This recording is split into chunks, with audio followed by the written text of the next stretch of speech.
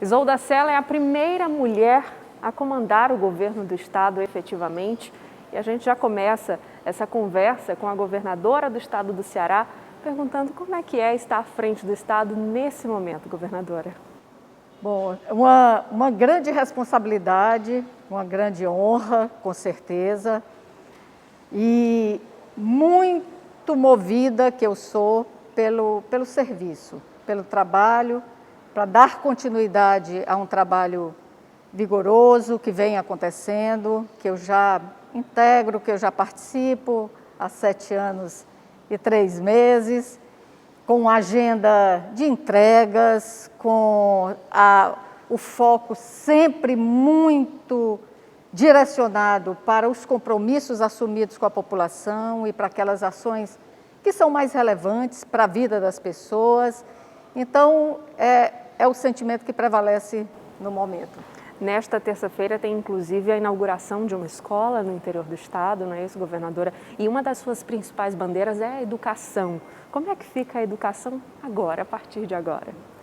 A educação vem sendo, no nosso governo, e já há alguns anos, né, no Ceará, uma prioridade. Uma prioridade porque é exatamente a educação que é um dos pilares que sustenta as mudanças, as transformações que todos nós desejamos. Para nós termos um Ceará mais desenvolvido e principalmente com mais oportunidades, com mais justiça social, né, que as pessoas possam ter realmente seus projetos de vida com muito mais perspectiva de realização, é preciso ter uma educação boa, é preciso ter uma escola boa. Então, seguimos com esse compromisso. Esse ano nós temos já uma marca, inclusive antecipamos para melhor a nossa marca de escolas em tempo integral. Nós já chegamos a 2022 com 60% da nossa rede já funcionando em tempo integral. Isso significa um projeto melhor estruturado e também os jovens com mais oportunidades, né, de estar na escola e aprendendo e se desenvolvendo. Esse realmente é uma das prioridades que segue firme. Governador, ainda falando sobre educação, na gestão de Camilo Santana a gente viu alguns concursos, né, que foram anunciados, lançados. Nessa gestão, como é que fica essa questão dos concursos aqui para o estado do Ceará? E eu até relembro aqui os telespectadores da TV Cidade que a nossa produção recebeu pessoas que foram aprovadas no concurso da SEDUC e ainda aguardam esse chamamento desde 2018. Como é que vai ser essa questão dos concursos a partir de agora e o acompanhamento do governo do estado com relação a essas chamadas? O governo tem tido realmente uma pauta muito forte relacionada aos concursos públicos. Nós temos aí marcas assim, de superação, tanto na segurança, na educação, em todas as áreas praticamente do estado. Uma dos compromissos vem sendo o fortalecimento do pessoal, tanto com relação ao quantitativo, como também as melhorias possíveis e demandadas pelas categorias. Nesse caso, nós temos inclusive um concurso em andamento para as universidades estaduais, né, que é o maior concurso feito até hoje, né, com uma entrada aí em torno de 600 praticamente profissionais. Nós vamos ter agora em breve a conclusão e a possível chamada de 3.000 novos profissionais para a Polícia Militar, homens e mulheres, né, aprovados no concurso e que vão começar a preparação, o curso de preparação. Nós temos em preparação, nessa etapa de formação, praticamente mais de 500 profissionais da Polícia Civil. Recentemente foram nomeados mais de 200 profissionais da PFOS, e são marcas importantes e vigorosas. Todos os aprovados do concurso da Secretaria da Educação foram chamados, todos os aprovados. Trata-se aí de uma reivindicação relacionada ao cadastro de reserva, que é exatamente aquelas pessoas que ficam na condição de classificados para além do número de vagas comprometido no edital, né? Então, quando o governo faz um concurso, ele faz necessariamente um estudo sobre o impacto orçamentário daquele concurso. Nós primamos sempre pelo equilíbrio fiscal do Estado, é o compromisso com responsabilidade. Então, nós precisamos fazer estudos de impactos, né, e de impactos orçamentários para que isso seja bem incorporado e que não tenhamos problemas, né? Porque o que nós queremos é sempre poder seguir em frente com investimentos, mas resguardando sempre nosso equilíbrio. Governadora, a senhora esteve à frente do Pacto pelo Ceará Pacífico, né? Como é que fica a questão da segurança pública aqui, a partir de agora, para o estado do Ceará? Essa é a preocupação de muitos cearenses, né, que estão nos assistindo, para saber se vai haver alguma mudança, o que vem por aí, como é que fica a segurança? Esse ainda é um dos maiores desafios do governo do estado? Certamente, certamente. Um dos maiores desafios para o nosso estado, para o país. Nós temos hoje essa problemática relacionada à violência, às suas diversas formas de manifestação, como uma das mazelas, um dos sofrimentos que afetam a todas as famílias, que afetam a sociedade de uma maneira geral.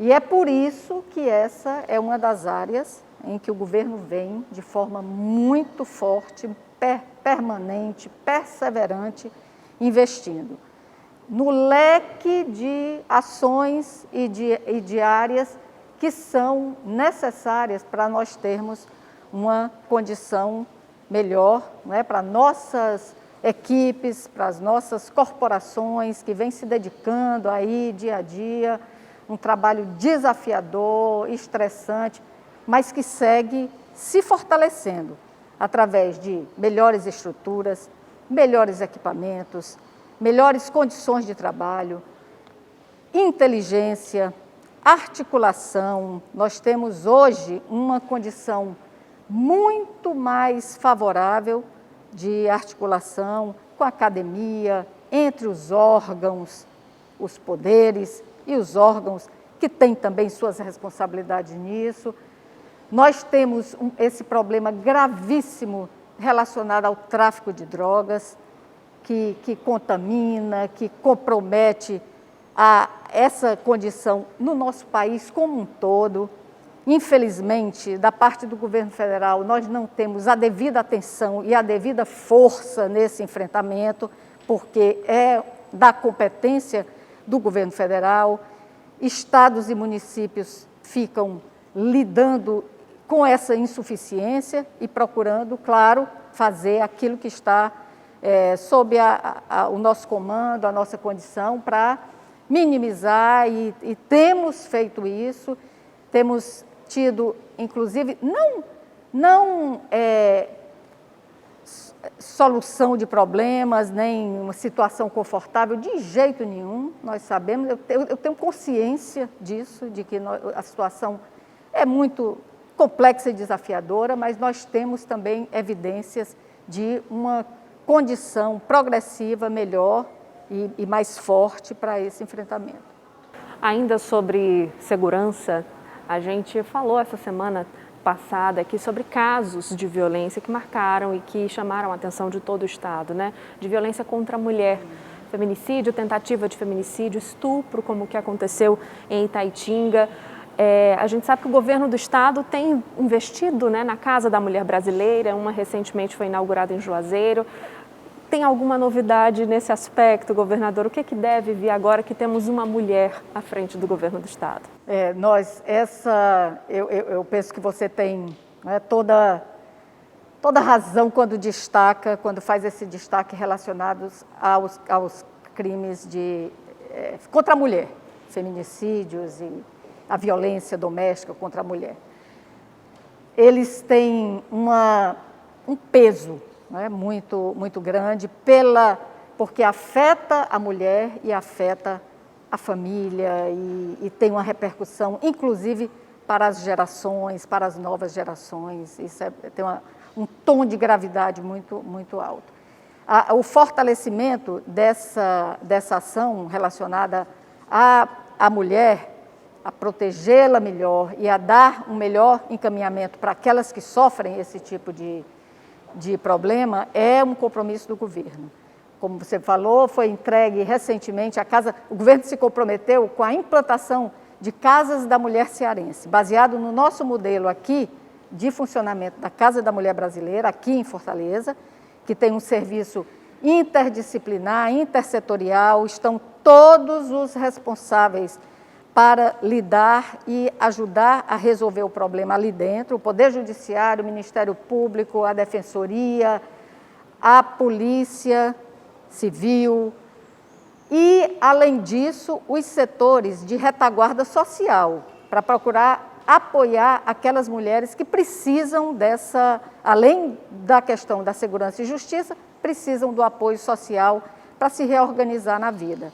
A Casa da Mulher Cearense vai ter essa mesma modelagem. A de Juazeiro já foi entregue, recentemente nós entregaremos a de Sobral, em breve entregaremos a de Sobral, e tem mais 2 casas ainda em construção, em processo de construção, para serem implantadas, né, no Sertão Central e no Sertão dos Inhamuns.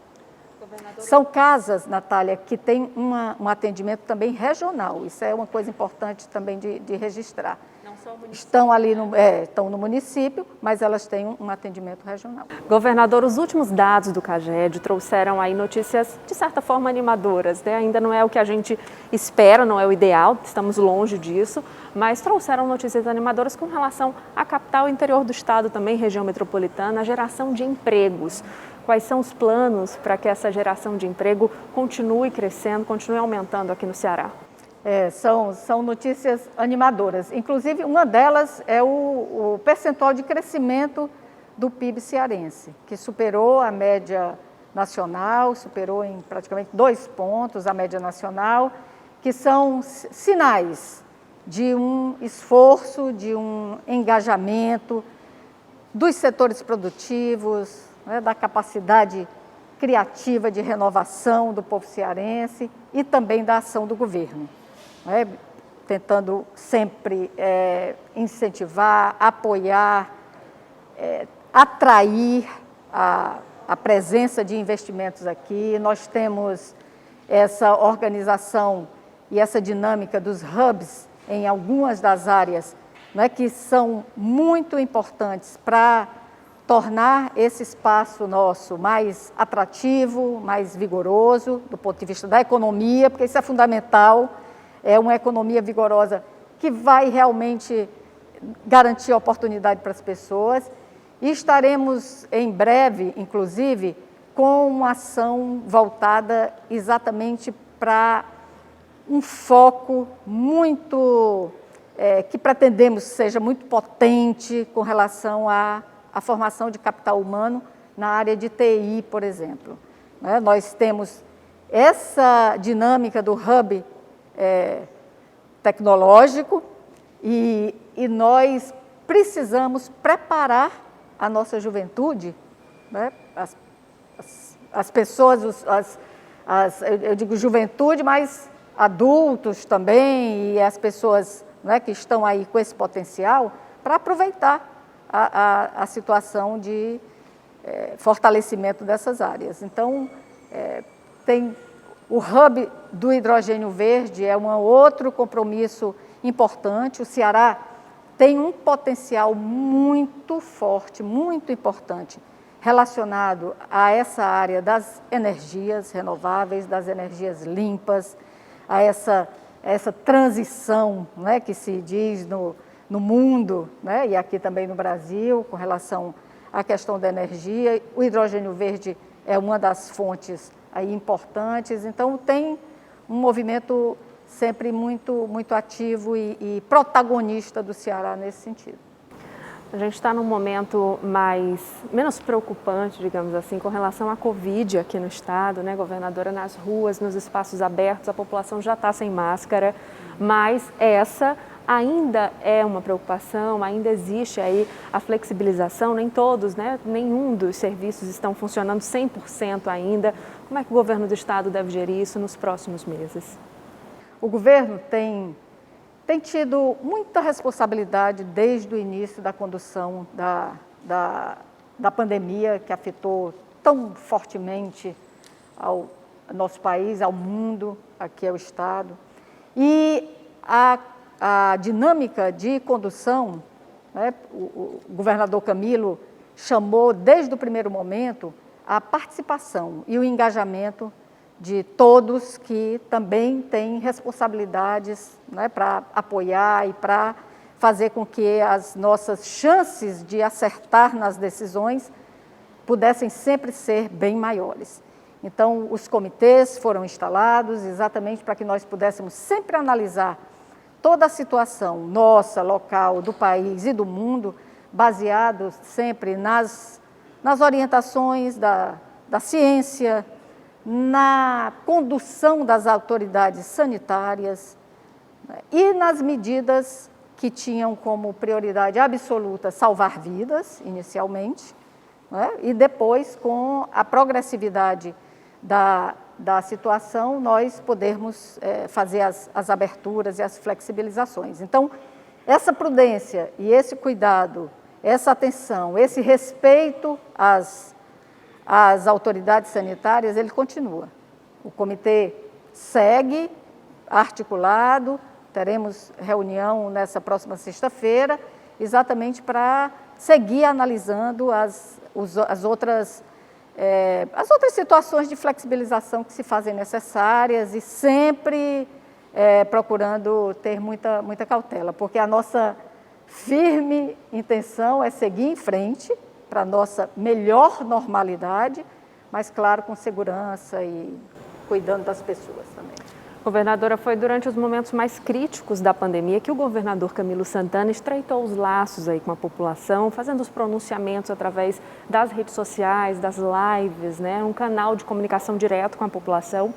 E a senhora entrou recentemente, né, está usando mais as redes sociais, deve manter esse canal como algo direto com a população? Isso deve se manter? Essa comunicação com a população é uma obrigação, né?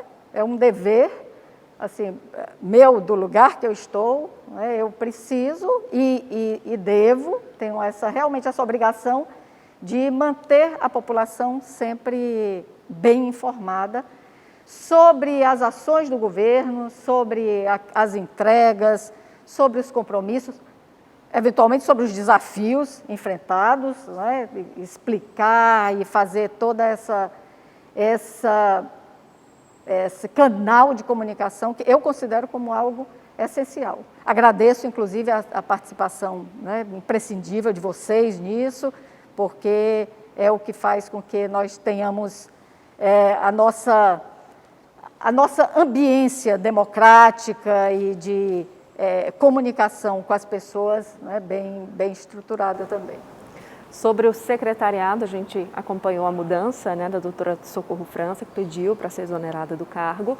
Devem vir mais mudanças nos próximos dias ou não? Na verdade, as mudanças, elas acontecem ou acontecerão por alguma necessidade.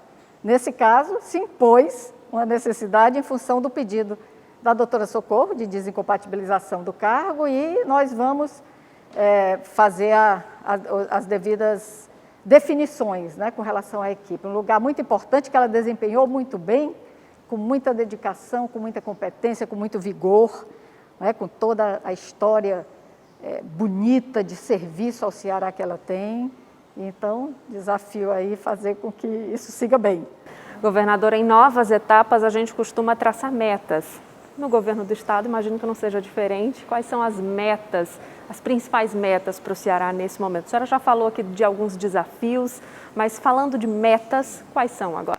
Nós seguimos num período de conclusão da gestão que se conclui em 31 de dezembro de 2022. Então, nós temos um planejamento, né, nas diversas áreas, para as regiões, para cada município, nós temos agendas, né, que estão em desenvolvimento. Uma das tarefas muito importantes nossas é exatamente dar seguimento a isso com muito vigor, fazer uma gestão e uma gerência dessas ações para que elas possam, porque a população quer, né, as obras e os serviços entregues no mais breve tempo possível. Então, esse é o nosso trabalho. E nós sempre temos, né, a possibilidade de avançar em algo mais, nós temos sempre o dever de procurar fazer as correções que são necessárias. Então, eu penso que, dentre as metas importantes, né, que se destacam, para destacar uma delas, eu considero que é exatamente esse processo de descentralização da saúde. A pandemia nos convocou, né, para uma série de medidas e ações em caráter de urgência urgentíssima, mas, paralelo a isso, né, seguia e segue agora, né, com mais foco, com mais vigor, o processo de descentralização, que às vezes, se ouve descentralização, parece uma coisa burocrática. Não, é fazer com que o atendimento de saúde chegue mais perto das pessoas e, claro, chegue com cada vez melhor qualidade, com capacidade de resolver os problemas das pessoas, o mais perto de onde elas vivem. Essa é uma dos pontos que nos convoca, porque nós tivemos, recentemente, estamos em processo de, alguns já devidamente feitos, abertos, como o Leonardo da Vinci, mas nós temos a abertura de 6 novos hospitais, numa rede descentralizada, e que demanda aí muita atenção.